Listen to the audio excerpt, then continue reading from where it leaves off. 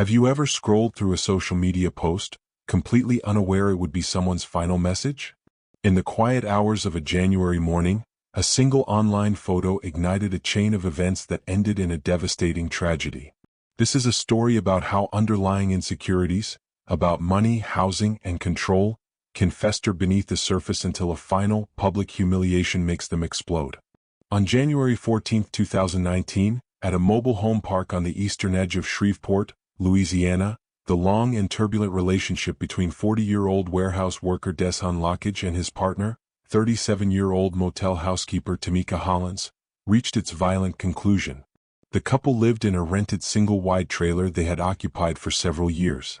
Neither had stable employment. Deshaun unloaded freight on rotating night shifts, while Tamika cleaned rooms at a budget motel. Their finances were unpredictable, and neighbors reported that fights over money, drinking, and jealousy were becoming more common. Police records would later show officers had been called to the address multiple times in the previous year, mostly for loud arguments. On 2 occasions, minor physical contact was noted, but no serious injuries were documented. Neighbors observed that these conflicts often escalated late at night. The final incident started on the evening of January 13. Deshaun came home from a late shift with a fast food meal. Later interviews revealed he had bought himself the specific burger Tamika usually asked for, but gave her a different item. A quarrel broke out inside the trailer. Neighbors reported hearing raised voices and furniture being moved. Tamika told the police that Deshaun had shoved and intimidated her. Deshaun was arrested for disorderly conduct, held overnight, and released on the morning of January 14 without any charges being filed. When he returned to the trailer, he found Tamika was already awake. She had gone to a nearby convenience store earlier that morning and had posted on Facebook at 7:18 a.m. When Deshaun opened his old laptop, he saw her profile, a photo of her eating what she identified as his leftover burger, with a caption suggesting he shouldn't leave food unattended. Before we continue, let us know in the comments where you're tuning in from. We love hearing about our global community. And if you haven't already, make sure to subscribe so you don't miss any of our deep dive content. A few acquaintances had reacted to the post with laughing emojis and short comments. Investigators later learned that Deshaun stared at the screen for several minutes, not speaking or moving. Around 7:35 a.m., he left the trailer and walked across the gravel lot to see Willie Braxton, a 54-year-old retired roofer who had lived there for over 10 years. Braxton was known to keep old tools and equipment in his shed, including an aging .38 caliber revolver. According to Braxton's initial statement, Deshaun calmly asked to borrow the gun, claiming he needed to scare off some people near the dumpsters. Braxton hesitated but eventually handed it over. He later told police that Deshaun did not seem drunk or injured.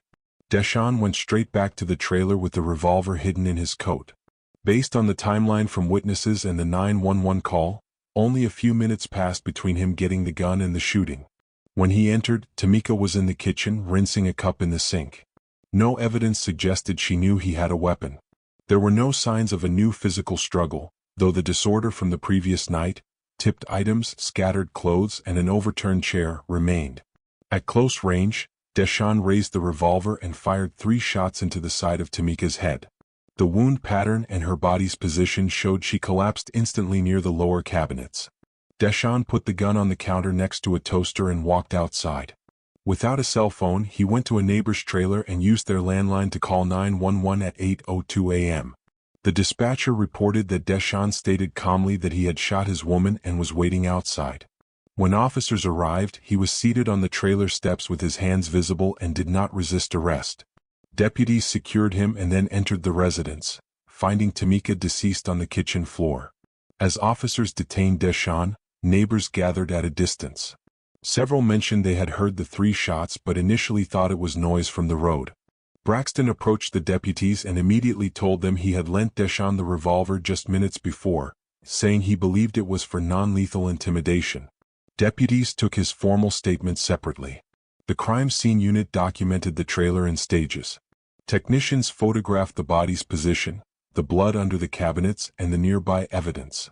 They measured distances from fixed points to record the locations of Tamika's body, the revolver, and other items. After photos and diagrams were complete, the gun was collected. The cylinder was partially open with 3 spent casings inside. The weapon was secured for fingerprint, DNA, and ballistic testing. The rest of the interior showed signs of the earlier dispute. Chairs were tipped over, cups were on the floor, and clothing was piled near the hallway. Technicians noted these items were consistent with the previous argument, not a new struggle. No doors or windows showed forced entry marks. On the counter by the sink they found a cracked mobile phone. Nearby, an old laptop was open, its screen displaying Tamika's Facebook post about the burger. Both devices were photographed and collected for electronic analysis. While technicians worked, detectives Quinn Yarborough and Darius Milton canvassed the surrounding trailers. They moved from unit to unit, keeping witnesses separate.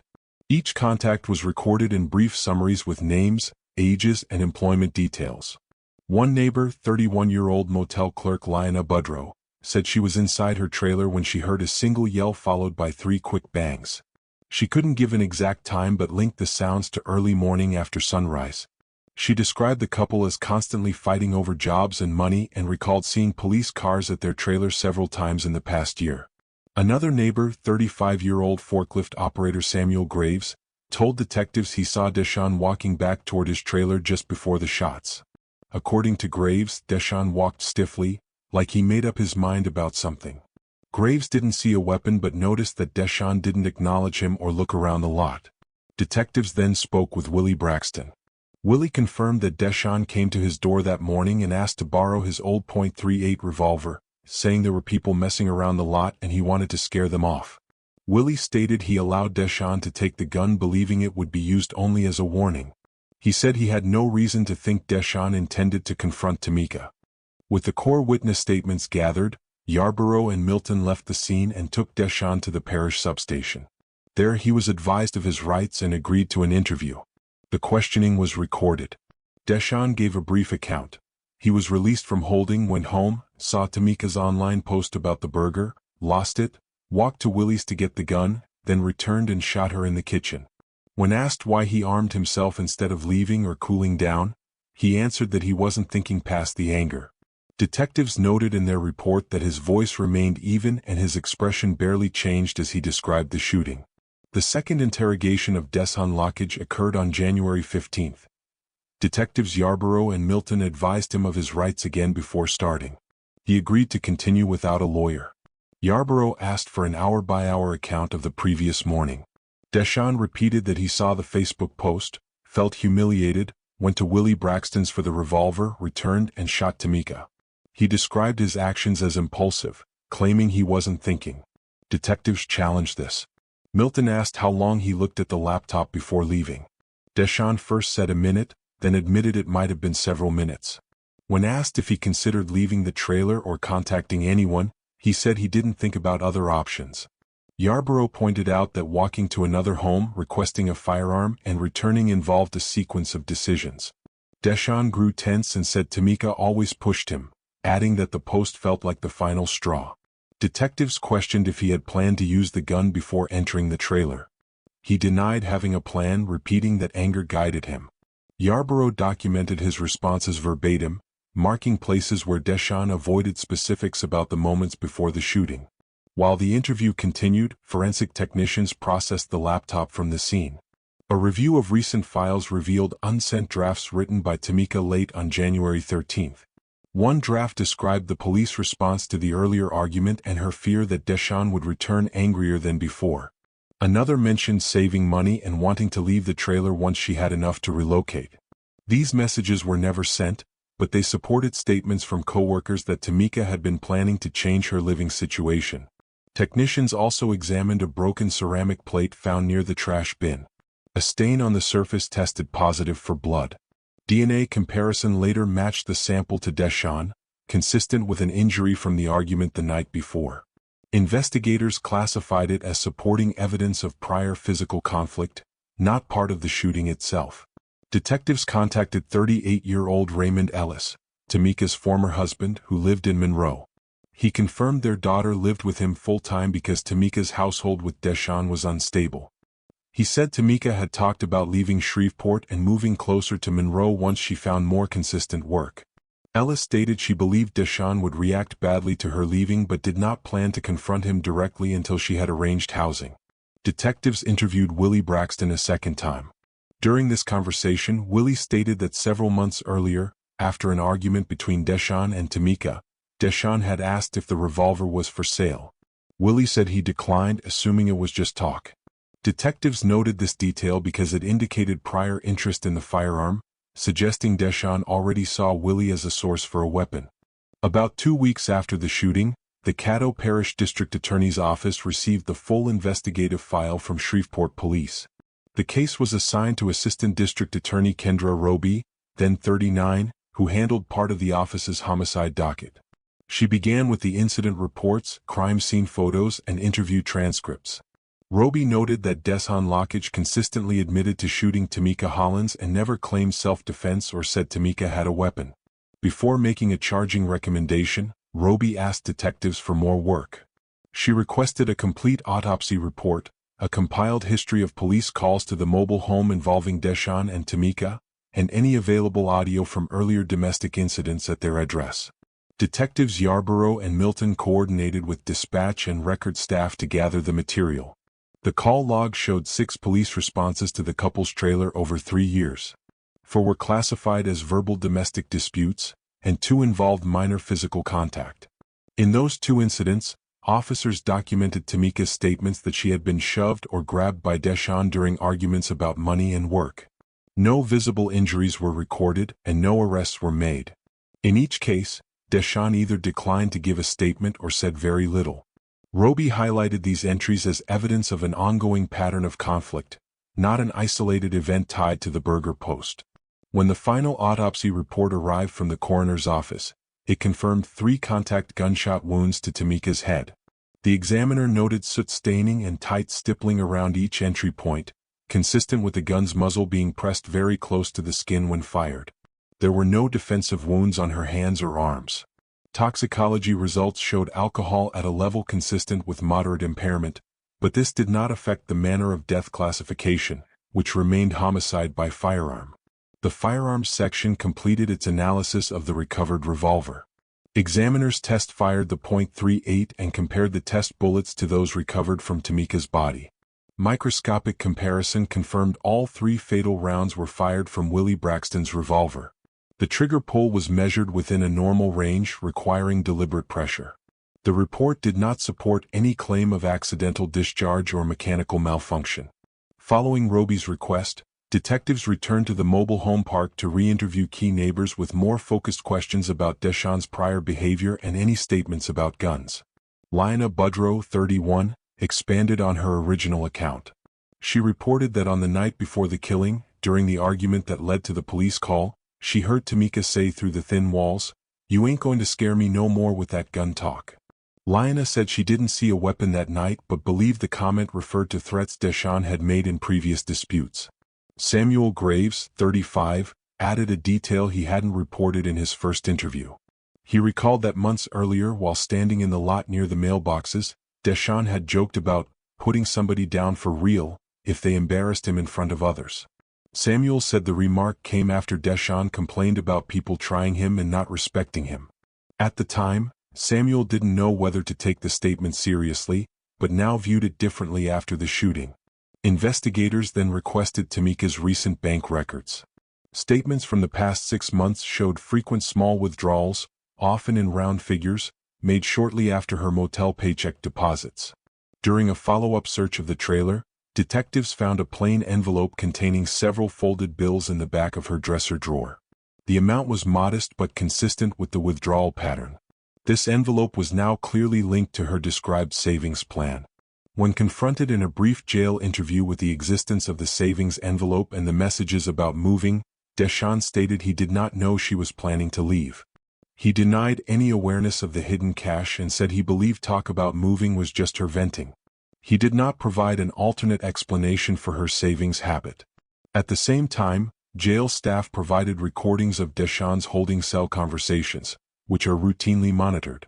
In one recorded exchange with another inmate, Deshawn said that Tamika was about to walk out and leave him stuck with nothing. He mentioned that the lease and utilities were in her name and complained that she had been acting like she was done with him. In another conversation, he stated that she had been clowning him and that he was tired of her playing with his life. These statements contradicted his earlier claim that he didn't know about her intention to leave and suggested he was at least aware of changes in her attitude and her control over their home. Isn't it unsettling how the fear of being left with nothing, no home, no stability, can push someone over the edge? Stay with us because the evidence that sealed this case is even more revealing. In the weeks before presenting the case to a Caddo Parish grand jury, Assistant District Attorney Kendra Roby requested all recorded jail calls made by Deshaun Lockage from the parish detention center. Facility policy required routine recording of non-privileged calls, and archival staff produced digital copies from his booking through early March 2019. Investigators reviewed each call, noting portions relevant to motive and state of mind.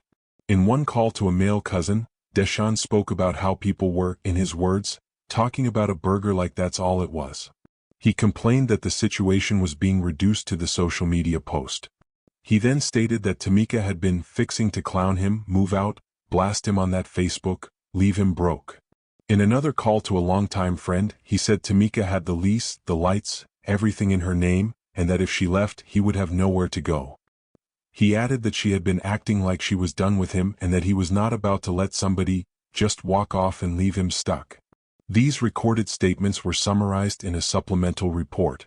Roby compared them with the previously documented evidence, the envelope of hidden savings, the messages about leaving the trailer, and the prior domestic call history. Taken together, they supported a theory that the killing was driven less by an immediate reaction to an online insult and more by fear of losing housing, financial support, and control over the relationship. Investigators updated their case memo to reflect that the burger post functioned as a trigger within an existing pattern, not the sole cause of the shooting. Detectives also obtained Tamika Holland's employment records from the motel off Highway 80.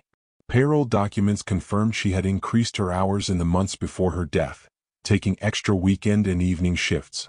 Human Resources records showed a formal request submitted in late December 2018 for a transfer to a motel owned by the same company in Monroe, Louisiana. That property was closer to the school attended by her 10-year-old daughter. Detectives interviewed Tamika's supervisor, 43-year-old front desk manager Carla Maddox.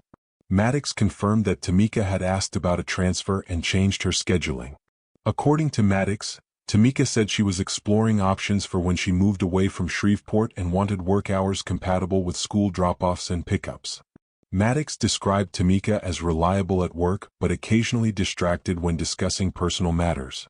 She reported no indication that Tamika planned to stay in the shared trailer long-term. With new documentation in place, detectives conducted a brief follow-up interview with Deshaun at the detention center. Detectives Yarborough and Milton were present. They confronted him with the transfer request and the supervisor's statement about Tamika planning to move away from Shreveport. Deshaun responded that she was just talking, and that she had often said she would move but never did. He denied knowledge of any specific transfer or firm plan. When asked about his own comments on the recorded calls regarding the lease and being left stuck with nothing, he said he was just venting and that those statements did not mean he intended to kill her for leaving. By this stage, Deshaun had been appointed a public defender, 36-year-old attorney Malik Dorsey. Dorsey met with him separately and reviewed the available evidence. In discussions with Roby, Dorsey argued that any eventual charge should consider factors like heavy alcohol use, emotional humiliation over the post, the sudden escalation from argument to gunfire, and Deshaun's immediate surrender and cooperation with police. Dorsey suggested these aspects were more consistent with a heat-of-passion response and raised the possibility of negotiating a manslaughter charge. Roby assessed the defense position against the established facts. The case file now reflected prior domestic incidents, Tamika's active plans to relocate, Deshaun's previous interest in Willie Braxton's revolver, his decision to retrieve that specific weapon on January 14, 3 contact gunshot wounds to the head at close range, and multiple recorded calls where he emphasized his dependence on Tamika's lease and income. Roby concluded that these factors supported an inference of intentional action, not a transient loss of control.